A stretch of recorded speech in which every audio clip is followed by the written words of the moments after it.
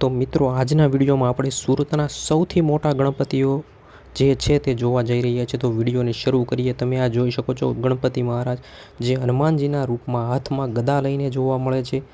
બહુ જ સુંદર ગણપતિની પ્રતિમા છે અને તમે જોઈ શકો છો। તે પછી જોઈએ તો બીજા મોટા ગણપતિ તો જોઈ શકો છો ત્યાં ખૂબ જ સારું ડેકોરેશન કરવામાં આવ્યું હતું। તમે જોઈ શકો છો લોકોની એટલી ખાસ એવી ભીડ હતી કે ચાલવાની પણ જગ્યા ન હતી। તમે જોઈ શકો છો અને ગણપતિ બાપાની મૂર્તિ બહુ જ સુંદર છે, બહુ એટલે બહુ સુંદર છે। હવે પછી આપણે આગળ જોઈએ તો આગળ એક બીજા ગણપતિ મહારાજ છે, તેમનું ડેકોરેશન તમે જોઈ શકો છો ફૂલોથી કરવામાં આવ્યું છે।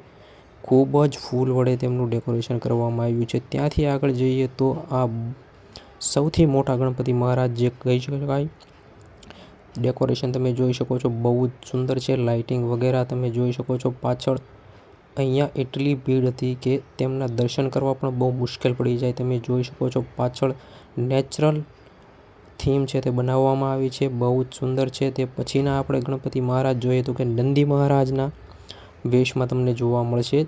જોઈ લો બહુ જ સુંદર છે। તે પછી આપણે આગળ જઈએ તો ત્યાં પણ તમે જોઈ શકો છો બહુ જ સુંદર છે ગણપતિ મહારાજ। પાછળ મહાકાળી માની જે પ્રતિમા છે તે લગાવવામાં આવી છે। તે પછી જોઈ શકો છો તમે સાળીંગપુરના કષ્ટભંજન હનુમાનજી મહારાજની થીમમાં તમને ગણપતિ મહારાજ જોવા મળશે।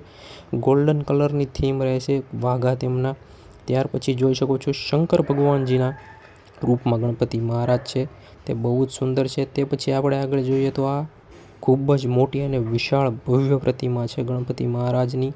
આ પણ જોવાલાયક છે, તો તમે જરૂરથી મુલાકાત લેજો। ત્યાર પછી આપણે આગળ જોઈએ તો બહુ જ સુંદર ગણપતિ મહારાજની આ પ્રતિમા તમને જોવા મળશે। ત્યાર પછી જોઈ શકો છો કે આ વિષ્ણુ ભગવાનના રૂપમાં તમને જોવા મળશે। જોઈ શકો છો બહુ જ મોટી મૂર્તિ છે, ખૂબ જ વિશાળ જગ્યામાં બનાવવામાં આવી છે। ત્યાર પછી તમે જોઈ શકશો આ ડેકોરેશનવાળી ખૂબ જ સુંદર પ્રતિમા છે, તમે જોવા જાઓ તો બહુ મજા આવશે। તેની પાછળ શિવલિંગ છે, શિવલિંગ ઉપર ગણપતિ મહારાજને બેસાડવામાં આવ્યા છે। ત્યાર પછી પણ આ જોઈ શકો છો એકદમ ભવ્યથી અતિ ભવ્ય બહુ ઊંચી ખૂબ વિશાળ મૂર્તિ છે, યુદ્ધ કરતા હોય તેવું છે। ત્યાર પછી તમે જોઈ શકો છો જે કાળિયા નાગનું મર્દન કર્યું હતું તેના ઉપર ગણપતિ મહારાજની ખૂબ જ વિશાળ પ્રતિમા તમે જોઈ શકો છો। બહુ જ સુંદર પ્રતિમા છે અને હાથમાં પણ તમે જોઈ શકો છો કૃષ્ણ ભગવાન છે તેમના ઝૂલામાં ઝૂલે છે અને આ કાળિયો નાગ છે તમે જોઈ શકો છો તેના ઉપર પ્રતિમા છે। ત્યાર પછી આ પણ બહુ મોટી મૂર્તિ છે, તમે જોઈ શકો છો બહુ જ સુંદર છે। તમે એકવાર જોવા જશો બહુ જ મજા આવશે। ત્યાર પછી તમે જોઈ શકો છો આ ગણપતિ મહારાજ ફરી એક વખત બીજી પ્રતિમા છે જે કાળિયા નાગ ઉપર નાથવામાં આવ્યા। ત્યાં તમે જોઈ શકો 7 ફેણવાળો નાગ છે, બહુ જ ભવ્યથી ભવ્ય છે પ્રતિમા। પછી તમે જોઈ શકો છો કે આ ગણપતિ મહારાજ કંઈક અલગ જ છે, બહુ જ મસ્ત છે। શ્રીનાથજીના ભગવાનના રૂપમાં તમે જોઈ શકો છો, શ્રીનાથ ભગવાનજીના રૂપમાં તમને ગણપતિ મહારાજ જોવા મળશે। તેનું રૂપ જુઓ તમે, બહુ જ મનમોહક લાગશે। તમે એકવાર અહીંયા પણ જરૂરથી મુલાકાત લેજો, તમને ડિટેલ્સ બતાવી દઉં, ડિટેલથી વિડીયો ઝૂમ કરીને બતાવું। હાથમાં શ્રી રાધે લખેલું છે તમે જોઈ શકો। તે પછી જો અયોધ્યાની થીમમાં તમને જોવા મળશે રામ લક્ષ્મણ જાનકી હનુમાનજી મહારાજ અને વચ્ચે ગણપતિ મહારાજ છે। આ પણ ખૂબ જ મનમોહક કલાકૃતિ છે, તો તમે અહીંયા પણ જરૂરથી એક વખત જોવા જજો।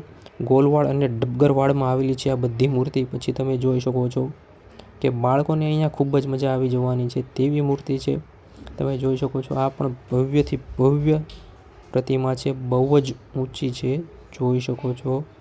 તો એકવાર આ પણ તમે જરૂરથી મુલાકાત લેવા જજો મિત્રો। આ તમે ત્યાર પછી બીજી બહુ ખૂબ જ મોટી મૂર્તિ તમે જોઈ શકો છો,